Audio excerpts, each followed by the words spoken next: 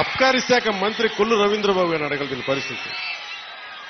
ఇంకా వాళ్ళు మందు అమ్ముతున్నట్టున్నారు కదా. ఇంకా సరే అంటే మరి ఏదో కొత్త మధ్య విధానం తీసుకొచ్చే వరకు తప్పదు అనుకుంటా. దొరకట్లేదండి. సరే ఈ లోపు దయచేసి ఎవరన్నా తాగాలని మైండ్ సెట్ ఉంటే దయచేసి దాన్ని ఆరోగ్యాలు కాపాడుకొని తాకండి. అదొకటి నా విన్నపం.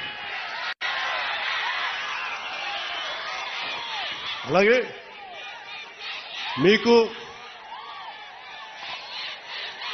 అందుబాటులో ఉండేలాగా నేను నిరంతరం రావడానికి ఏలే ఒకేసారి నా మీద అందరూ మీద పడిపోతే కష్టమైపోతుంది. అందుకని కొంచెం పెద్ద స్థలమే తీసుకున్నాను.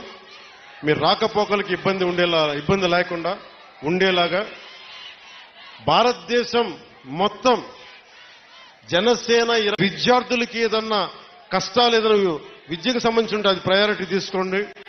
అలాగే యువతకి ఉపాధి అవకాశాలంటే ప్రభుత్వ ఉద్యోగాలు వచ్చే లోపు మన మద్దతుదారులు, మన తెలుగుదేశం నాయకులు ఉన్నారు, తెలుగుదేశం పార్టీ మద్దతుదారులు ఉన్నారు, కృష్ణరాజు గారు ఉన్నారు, వర్మ గారు ఉన్నారు. ఇవన్నీ కాకుండా కూటమికి నిలబడ్డ చాలా మంది పెద్దలు ఉన్నారు.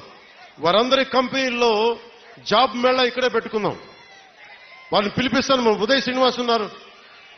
చాలా మంది ఢిల్లీ నుంచి పిలిపించి జనసేన ఆఫీస్లో యువతకి మీకు స్కిల్ ఉంటే వచ్చి మీరు జాబ్ మేళా ఇక్కడే పెడతారు. మీరు వచ్చి మీ సమర్థత ప్రతిభని బట్టి మీరు ఉద్యోగాలు ఇక్కడే సెలెక్ట్ అయ్యేలాగా మీరు ఎన్నుకోబోయేలాగా బాధ్యత కూడా తీసుకుంటాం ప్రభుత్వ ఉద్యోగాలు వచ్చే లోపు.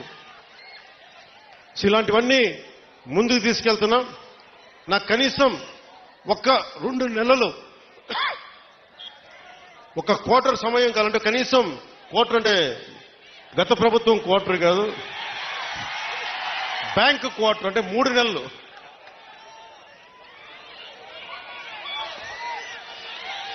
ఆ మందు ఇంకా అమ్ముతున్నారా వాళ్ళు? ఇంకా అమ్ముతున్నారు. అబ్కారీ శాఖ మంత్రి కొల్లు రవీంద్రబాబు గారిని అడగలిగిన పరిస్థితి. ఇంకా వాళ్ళు మందు అమ్ముతున్నట్టున్నారు కదా. ఇంకా సరే అంటే మరి ఏదో కొత్త మధ్య విధానం తీసుకొచ్చే వరకు తప్పదు అనుకుంటా. దొరకట్లేదండి. సరే ఈ లోపు దయచేసి ఎవరన్నా తాగాలని మైండ్ సెట్ ఉంటే దయచేసి దాన్ని ఆరోగ్యాలు కాపాడు.